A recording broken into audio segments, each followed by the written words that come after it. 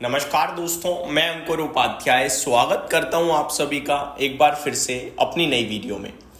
दोस्तों, भारतीय बाजार में तेजी नहीं हो रही है, इक्विटी में पैसा नहीं बन रहा है, ये सच है। और करीब 14-15 महीने हो गए हैं जब से ये प्रॉब्लम चल रही है।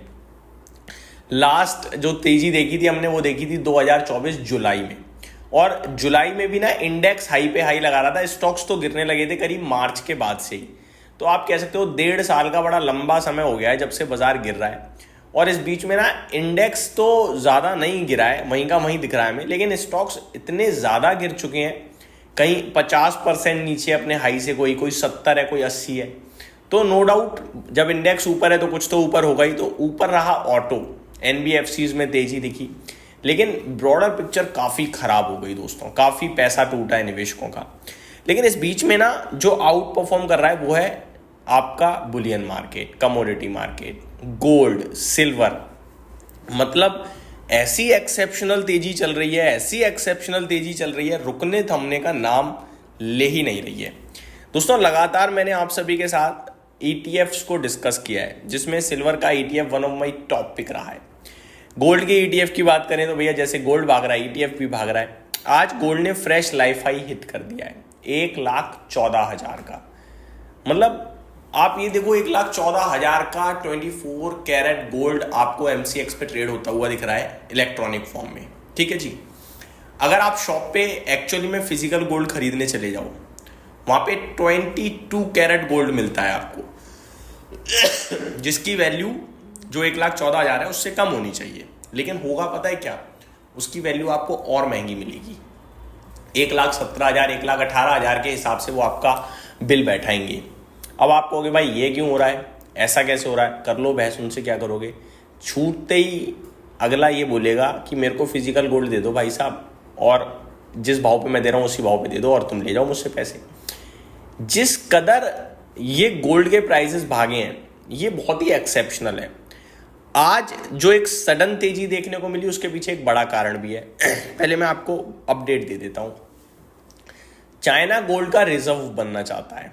चाइना चाहता है जो उनकी निजी दोस्त हैं कंट्रीज, वो उनसे गोल्ड खरीदें, यानी कि चाइना खरीदे अपने आजू बाजू की जो भी दोस्त हैं उनकी, उनसे गोल्ड खरीदना चाहता है चाइना, रिजर्व बनाना चाहता है गोल्ड का।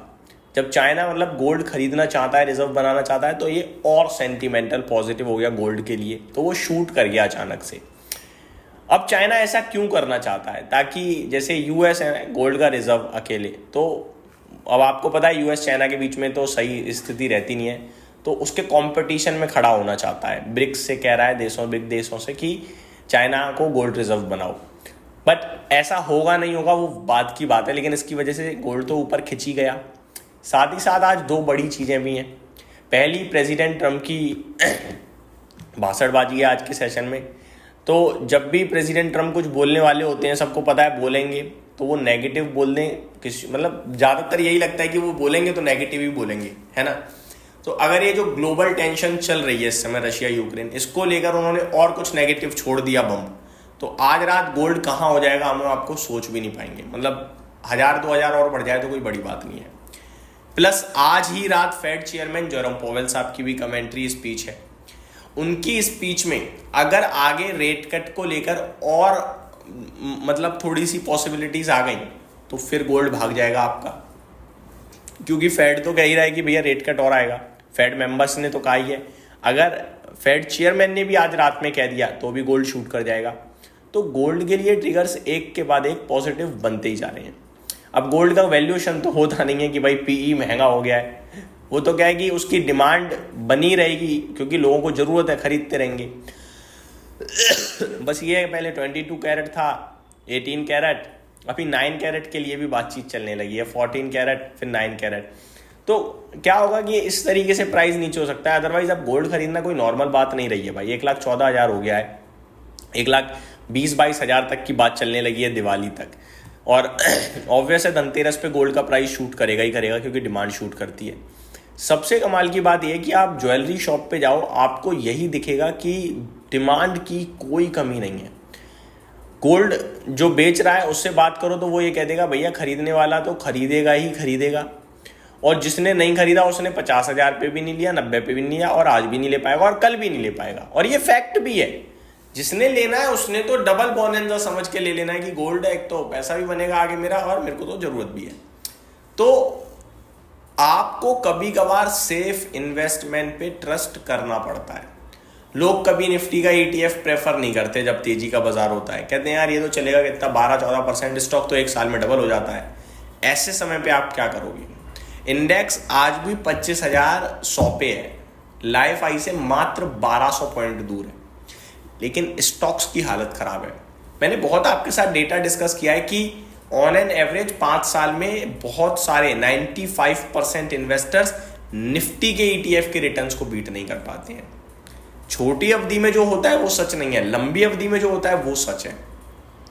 तो गोल्ड का ETF, निफ्टी का ETF, मिड कैप इंडेक्स का ETF, सिल्वर का ETF, ये ऐसे ETF हैं जिनको आप अपनी पोर्टफोलियो में 10% का हिस्सा दे के रखो ही रखो। 90% खेलते रहो यार स्टॉक्स के साथ। तो मेरे को लगता है कि, और गोल्ड से ज़्यादा मेरे को सिल्वर पसंद रहा है, आप सभी को अच्छे से पता है, क्योंकि सिल्वर की डिमांड ना केवल प्रीसियस मेटल, यहाँ इंडस्ट्री में भी डिमांड है इसकी। तो ये डबल है, डबल डिमांड है। इसीलिए आप देखो थोड़े दिन पहले सिल्वर और गोल्ड ऑलमोस्ट 1,90,95,000 थोड़ा बहुत अंतर था। आज सिल्वर 1,35 हो गया, गोल्ड 1,14,000 है, 20,000 22,000 का गैप बन चुका है अब। और सिल्वर पे 1.5 लाख की बात कर रहे लगी है पब्लिक। तो ये तेजी नहीं रुक रही है भाई साहब, अनलिमिटेड है। तो कहने का मतलब यही है कि ETF की भी अपनी एक वैल्यू होती है। अब काफ़ी लोग कहेंगे भाई कल ही खरीद लूँ क्या? देखो अभी तो हाई पे ही है और ये हाई पे हाई लग रहा है। लेकिन गोल्ड की एक कहानी रही है, 2-3 साल शांति का, 2-3 साल रॉकेट भागता है। अभी ये जो 2-3 साल है ना, ये भागने वाले निकल गए और अब ये पीरियड खत्म होगा थोड़े समय में, फिर शांत पड़ा रहेगा इसी भाव के पास वहाँ आराम से लेके बैठते रहना। यही समाप्त करता हूँ इस वीडियो को। उम्मीद करता हूँ डिटेल्स पसंद आई होंगी। Thank you so much for watching this video. Have a great day guys.